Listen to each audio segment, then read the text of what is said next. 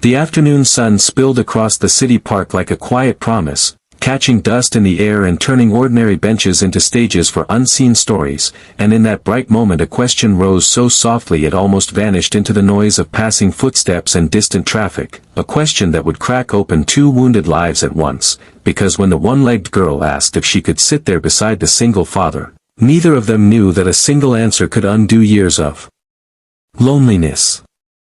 Before the story unfolds any further, take a second to like, comment, share, and subscribe to the channel Echo Tales if you believe in kindness and second chances, because stories like this live and breathe through people who still believe hearts can change. Marcus Holloway had learned how to disappear in plain sight. He sat on the same bench every weekday afternoon while his young son attended a nearby after-school program, his shoulders slightly hunched, his eyes fixed on nothing in particular, as if staring at the ground might keep memories from rising. Life had narrowed for him after loss stripped his home of laughter and turned responsibility into a heavy, constant weight. He worked mornings at a warehouse, rushed through afternoons of parenting, and ended his days exhausted, always doing his best and still feeling like it was never enough. The park was his pause button, a place where time slowed just enough for him to breathe, yet even there he carried a quiet ache, the sense of being unseen even while surrounded by people. Across the paved path, the girl approached on crutches, her movements careful but practiced, her balance learned through patience rather than ease. Her name was Aria Bennett, and she knew what it meant to draw attention without asking for it.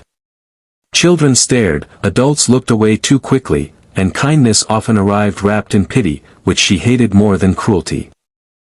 It was daytime, the sky clear and wide, and she had come to the park because her physical therapy clinic was nearby and she liked watching the sunlight ripple through leaves, imagining freedom in their movement. She had learned to navigate the world alone since the accident that took her leg and, in many ways, the family that could not handle the aftermath. Foster homes came and went, sympathy wore thin, and independence became her armor. The bench Marcus occupied was shaded and empty except for him, and Aria chose it not because it was special but because it was available, which felt rare enough. Asking to sit was her quiet test of the world, a moment that revealed who people really were. As she stopped beside the bench, Marcus finally looked up, noticing the crutches, the careful stance, the hesitation that mirrored his own inner uncertainty. His first instinct was to retreat inward, to guard the fragile calm he clung to, but something in her eyes, steady yet tired, made him pause. He shifted slightly, making space without thinking, a small motion that carried more meaning than he realized.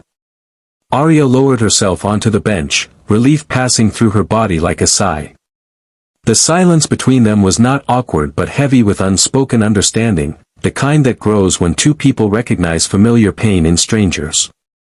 Marcus noticed how she watched the playground with an expression that mixed longing and acceptance, and he felt a tug in his chest thinking of his son's laughter echoing somewhere beyond the trees. He had spent years believing his grief made him weak, believing his sadness was a burden he must carry alone, yet here was someone younger, visibly altered by loss, still showing up to the world.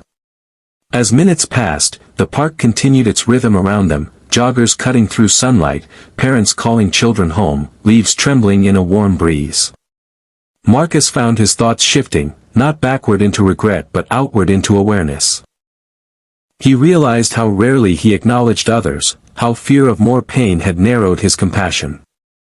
Aria, sensing the weight lift slightly, felt tears sting her eyes, not from sadness but from the relief of being allowed to exist without explanation. For her, sitting there was not just rest, it was recognition. When Marcus finally stood to collect his son, he felt different, as if the bench had anchored something inside him. He looked down at Aria with a nod that carried respect rather than sympathy, a silent acknowledgement that she belonged in that space as much as anyone. Aria watched him walk away, tears finally spilling, because his answer to her unspoken fear had been simple and life-altering: she was welcome. That small moment followed her long after the park emptied, reminding her that the world could still surprise her with gentleness. If this story touched your heart even a little, please take a moment near the end to like, comment, share, and subscribe to Echo Tales, because your support keeps stories of quiet humanity alive. And before the final moment fades, leave a comment telling us where you're watching from or what this story made you feel, because your words matter here.